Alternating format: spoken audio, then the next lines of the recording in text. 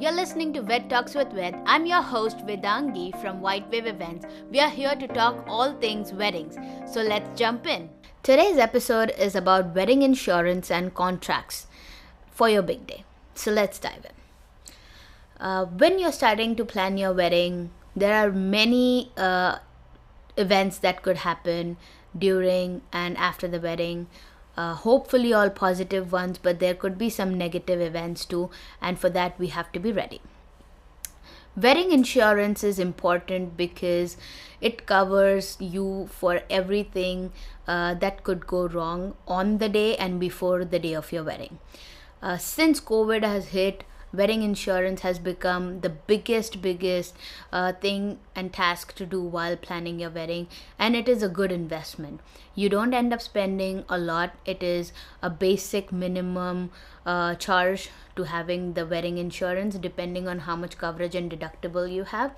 There are so many vendors and options in market that you can probably search and select one of them. You can always talk with these insurance advisors and get a good option for you.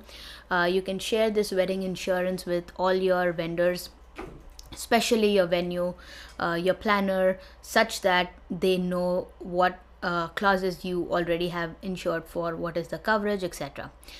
God forbidden, if things go wrong and the wedding is called off, wedding is cancelled due to natural calamity, due to some family demise, due to any small or big thing that has happened in the world or in your life, which makes a big difference for your wedding and when it should happen, the insurance that you have in place makes a huge difference for you to get back your retainers that you have paid your vendors, or even to cover the cost to a certain extent coming back to you, so you can reinvest it later on when you are ready.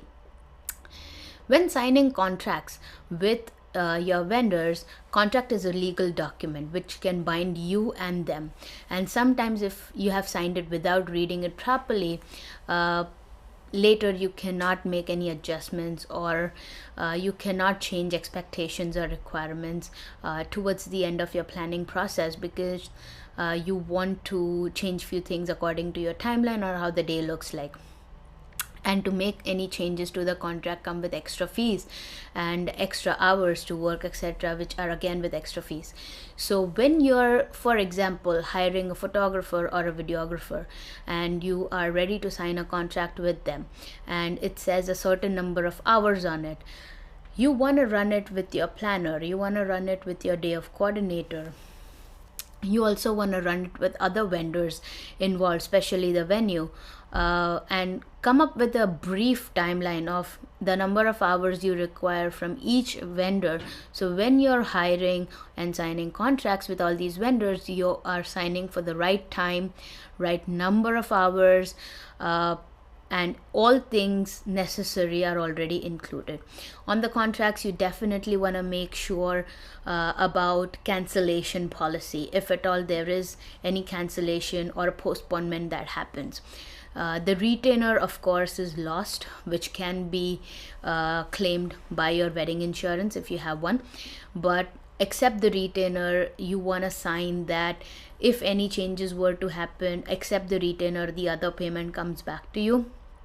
And if the vendor is not responding to you, or not appearing on meetings, or being available for you, answering your questions, then the client has the right to ask for a void contract and get your money back, etc.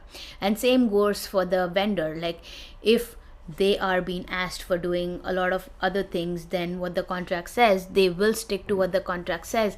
And if they find things are going south, they would have a clause in there saying that the contract can be null and void, and accordingly about the money invested. So these are some clauses you definitely need included. And if they are included, you want to read the language of it that makes sense in the most better way possible, which covers you and the vendor in a logical and the right sense of way.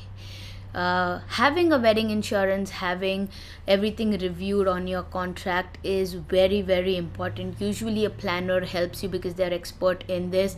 They are experts into contract review and reading the contract. Sometimes you can have a legal advisor when the magnitude of the wedding is very large and millions in budget is involved. You definitely want a legal advisor looking at all your contracts and giving you advice on it, and then you sign them, or your planner and day of coordinator can help you on that.